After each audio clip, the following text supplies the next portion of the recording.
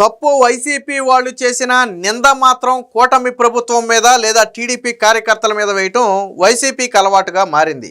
వాస్తవానికి సాక్షి రాసే రాతలన్నీ కూడా అడ్డగోలు రాతలే. గతంలో కూడా వివేకానంద రెడ్డిది మొదట గుండెపోటు అని చెప్పి ఎవరో నమ్మకపోతే దాన్ని గొడ్డలపోటుగా మార్చినటువంటి చరిత్ర వాళ్ళది. ఇప్పుడు సేమ్ యాజ్ ఇట్ ఈజ్గా మనిషి మారాడు, ప్లేస్ మారింది తప్ప మిగతాదంతా సేమ్ యాజ్ ఇట్ ఈజ్గా మరొక కట్టుకథతో ప్రజలను మోసం చేసే ప్రయత్నం చేశారు. ఇటీవల కొద్ది రోజుల క్రితం కడప రిమ్స్ ఆసుపత్రి ఆవరణంలో ఒక వైసీపీ కార్యకర్త దారుణ హత్యకు గురయ్యాడు. అతని పేరు పెద్ద దస్తగిరి. సో దస్తగిరి అంటే మళ్ళీ వివేకానంద రెడ్డి కేసుతో లింక్ అయి ఉన్న వ్యక్తి దస్తగిరి, కానీ ఆ దస్తగిరి కాదు, పెద్ద దస్తగిరి అని ఒక వైసీపీ కార్యకర్త, వైసీపీ కీలక నేత, అక్కడ కడప మాజీ డిప్యూటీ మేయర్ అయినటువంటి నిత్యానంద రెడ్డికి సన్నిహితుడు.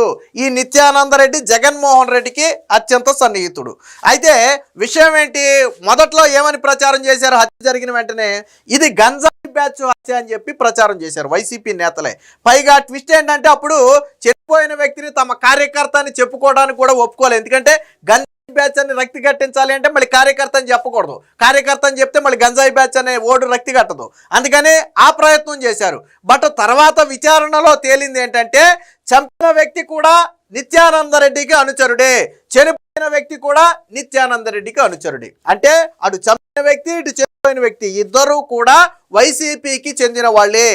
ఈ విషయం బయటపడటంతో ఏం చేశారు, గంజాయి అనే దాని నుంచి రాజకీయ రంగు పులిమి ఇది పొలిటికల్ మర్డర్గా చిత్రీకరించే ప్రయత్నం చేశారు. దీని మీద నిన్న నిమ్మల రామానాయుడు గారు కూడా ప్రెస్ మీట్ పెట్టారు. ఇవన్నీ కూడా తాడేపల్లిలో పథకరచనే. అప్పటి వివేకానంద రెడ్డి హత్య మొదలు నిన్న వైసీపీ కార్యకర్త పెద్ద దస్తగిరి వరకు కూడా ఈ హత్యలన్నింటినీ కూడా తాడేపల్లి ప్యాలెస్లోనే పథకరచన జరిగింది. జగన్మోహన్ రెడ్డి కనుసన్నంలోనే వీటన్నిటికీ కూడా స్కెచ్లు వేశారని చెప్పి నిన్న నిమ్మల రామానాయుడు గారు ప్రెస్ మీట్ పెట్టి మాట్లాడటం జరిగింది. అంటే చూడండి, అప్పట్లో ఫస్ట్ గుండెపోటు అన్నారు, నమ్మకపోతే గొడ్లపోటు అన్నారు. ఇప్పుడేమో ఫస్ట్ ఏం చెప్పారు, గంజాయి బ్యాచ్ ఆగడాలు ఇవి, రాష్ట్రంలో గంజాయి బ్యాచ్ ఎక్కువైపోయింది, గంజాయి బ్యాచ్ చేసినటువంటి మర్డర్ అన్నారు. కాదు ఇవి వాస్తవానికి అసలు మర్డర్ ఎందుకు జరిగింది, ఇది 100 కోట్ల లావాదేవీలు, వడ్డీ వ్యాపారాలు కావచ్చు లేదా రియల్ ఎస్టేట్ వ్యాపారాలు కావచ్చు, నిత్యానంద రెడ్డితో చనిపోయిన పెద్ద దస్తగిరికి 100 కోట్ల రూపాయల లావాదేవీలు ఉన్నాయి. పోలీసులు చనిపోయిన పెద్ద దస్తగిరి ఇంట్లో సోదాలు చేసినప్పుడు ఆ 100 కోట్లకు సంబంధించినటువంటి పత్రాలు కూడా బయటపడ్డాయి. సో నిత్యానంద రెడ్డి ప్రస్తుతానికి పరారీలో ఉన్నాడు. ఎందుకని పరారీలో ఉన్నాడు అంటే దీని వెనక ఉన్నది నిత్యానంద రెడ్డి అనేది పోలీసుల బలమైన అనుమానం.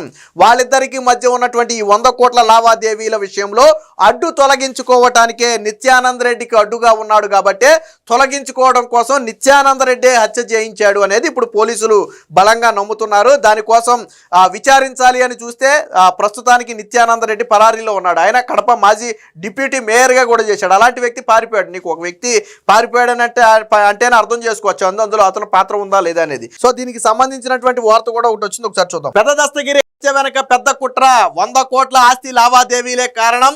ప్రధాన సూత్రధాని వైసీపీ నేత నిత్యానంద రెడ్డి, ఇద్దరి మధ్య భారీ ఆర్థిక రియల్ లావాదేవీలు, హత్యకు ఇవే కారణాలని అనుమానం.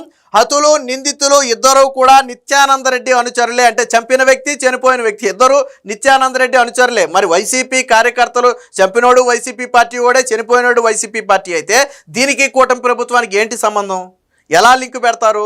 పైగా దీనికి జగన్మోహన్ రెడ్డి పరామర్శకు వస్తున్నాడని చెప్పి దీనికి పొలిటికల్ రంగు పులిమే ప్రయత్నం కూడా చేశారు. హత్య జరిగిన రోజు గంజాయి ముఠా పనిగా చిత్రీకరించిన రోత పత్రిక గుట్టు రట్టు కావటంతో రాజకీయ హత్యగా రంగు. దస్తగిరి కుటుంబ పరామర్శ యాత్రకు జగన్ ప్లాన్ అని చెప్పి ఒక వార్త అయితే వచ్చింది. దీని డెప్త్కి వెళ్తే మరికొంత ఉందో ఒకసారి చూద్దాం. దాదాపుగా 7 ఏళ్ల క్రితం వివేకానంద రెడ్డి హత్య కేసులో తొలుత గుండెపోటుగా నమ్మించే ప్రయత్నం చేశారు. బెడిచి కొట్టడంతో గొడ్డలిపోటు అని చంద్రబాబు మీద నెట్టేసి నరాసుర రక్త చరిత్ర అని రోత పత్రికలో రాశారు. ఇప్పుడు కడప వైసీపీ కార్యకర్త, రియల్ ఎస్టేట్ వ్యాపారి పెద్ద దస్తగిరి విషయంలోనూ వైసీపీ నాయకులు అచ్చం అదే డ్రామాను నడిపిస్తున్నారు. 100 కోట్ల ఆస్తి కోసం జరిగిన హత్యను తొలుత జగన్ పత్రిక గంజాయి బ్యాచ్ చేసిన చిత్రీకరించింది. పార్టీ కోసం ఆర్నిసలు కష్టపడిన పెద్ద దస్తగిరిని కనీసం వైసీపీ కార్యకర్తగా కూడా చెప్పుకునేందుకు ఆ పార్టీ నేతలు కానీ జగన్ పత్రిక కానీ సుముఖత చూపలేదు. అసలు పెద్ద దస్తగిరికి వైసీపీకి సంబంధం లేని వ్యక్తిగా జగన్ కథనాలు రాసింది. అదే చెప్పింది, ఎందుకు సంబంధం లేని వ్యక్తిగా కథనాలు రాసిందంటే గంజాయి బ్యాచ్ ఇలా సాధారణ ప్రజలు ప్రాణాలు తీస్తున్నారు అనేది ఆ ప్రజల్లోకి తీసుకువెళ్లాలనేది పాపం వాళ్ళ ప్లాను. పాపం అది బెడుసు కొట్టింది. అయితే చివరికి గుట్టు రట్టు కావడంతో ఇప్పుడు పెద్ద దస్తగిరి రాజకీయ రంగు పులిమి లబ్ధి పొందే ప్రయత్నం చేస్తున్నారు. ఓదార్పు పేరుతో డ్రామాతో కథను రక్తి కట్టించాలని చూస్తున్నారు. కడప జిల్లా కేంద్రంలోని ప్రభుత్వ ఆసుపత్రి రిమ్స్ ఆవరణంలో ఈ నెల 6న జరిగినటువంటి వైసీపీ కార్యకర్త పెద్ద దస్తగిరి కేసులో విస్తుపోయే విషయాలు వెలుగు చూస్తున్నాయి. ఈ కేసుకు సంబంధించి పోలీసులు ఇప్పటికే 11 మందిని అరెస్టు చేశారు.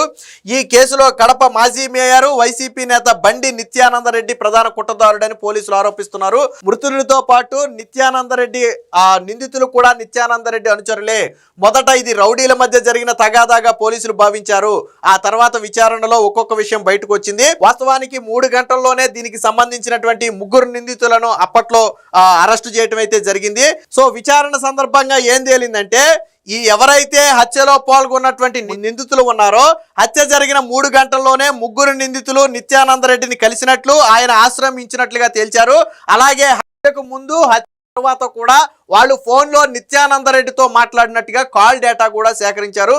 సో ఇదే ఈ కేసుకు బలమైన ఆధారం. అంటే ఈ హత్యలో పాల్గొన్న నిందితులు హత్యకు ముందు నిత్యానందరెడ్డితో మాట్లాడారు, హత్య తర్వాత నిత్యానందరెడ్డితో మాట్లాడారు. తర్వాత 3 గంటల వ్యవధిలోనే వీళ్ళందరూ కలిసి నిత్యానందరెడ్డిని కలిస్తే నిత్యానందరెడ్డి వీళ్ళకు ఒక షెల్టర్ కూడా ఏర్పాటు చేశాడు. ఇవన్నీ కూడా పోలీసులు ఆధారాలు సేకరించారు. దీంతో నిత్యానందరెడ్డిని అదుపులోకి తీసుకుందాం అనుకునే లోపు ప్రస్తుతానికి నిత్యానందరెడ్డి అయితే పరారీలో ఉన్నారు. ఇక పోయిన దస్తగిరి ఇంట్లో సోదాలు జరిపినప్పుడుగా 100 కోట్ల రూపాయల విలువైనటువంటి ఆస్తికి సంబంధించినటువంటి లావాదేవీ పత్రాలను పోలీసులు కనపడ్డాయి. సో అప్పుడు వాళ్ళకి విషయం అర్థమైంది. సో ఈ 100 కోట్ల వ్యవహారంలోనే ఇరువురికి మధ్య ఘర్షణ వచ్చింది. దాంతో అడ్డు తొలగించుకోవటానికే తన అనుచరుల చేత నిత్యానందరెడ్డి మరొక అనుచరుడైనటువంటి పెద్ద దస్తగిరిని అయితే అడ్డు తొలగించుకున్నాడు. సో ఇది పోలీసులు భావించింది. సో అంటే మరి ఇది ఇక్కడ కూడా మీరు ఫోటో చూడొచ్చు. పెద్ద దస్తగిరి కేసులో నిందితులుగా ఉన్నటువంటి పేరం రాజు నరేంద్రలతో కడప మాజీ డిప్యూటీ మేయర్ బండి నిత్యానందరెడ్డి. సో గతంలో వీళ్ళ పెద్ద దస్తగిరి కూడా నిత్యానందరెడ్డికి సన్నిహితుడే. వాస్తవానికి వీరిద్దరికి మధ్య ఎప్పటి నుంచో రియల్ ఎస్టేట్కి సంబంధించినటువంటి వ్యాపార లావాదేవీలు ఉన్నమాట వాస్తవం. కానీ ఎక్కడ బెడిసి కొట్టింది అనేది తెలియదు. కానీ నిత్యానందరెడ్డికి అడ్డుగా మారటంతో అడ్డు తొలగించుకోవాలనుకున్నారు. నిన్న నిమ్మల రామానాయుడు గారు కూడా చెప్పింది అదే. ఈ సొంత పార్టీ కార్యకర్త చంపుకోవడానికి కూడా జగన్మోహన్ రెడ్డి వెనకాడటం లేదు. రాజకీయ లబ్ధి కోసం ఎంతకైనా తెగించే పార్టీ వైసీపీ పార్టీ. ఆ రోజు వివేకానందరెడ్డి హత్య నుంచి ఈ రోజు వైసీపీ కార్యకర్త హత్య వరకు మొత్తం తాడేపల్లి ప్యాలెస్లో జగన్మోహన్ రెడ్డి కనుసన్నంలో జరిగినటువంటి పథక రచనలే. జగన్మోహన్ రెడ్డి రాజకీయ లబ్ధి కోసం ఎంతకైనా దిగజారుతాడు అనడానికి ఇదే ఒక ఉదాహరణ అని చెప్పి స్వయంగా నిన్న మంత్రి నిమ్మల రామానాయుడు గారు కూడా ప్రెస్ మీట్ పెట్టి మాట్లాడటం జరిగింది. అంటే వైసీపీ నీచ రాజకీయం చూడండి.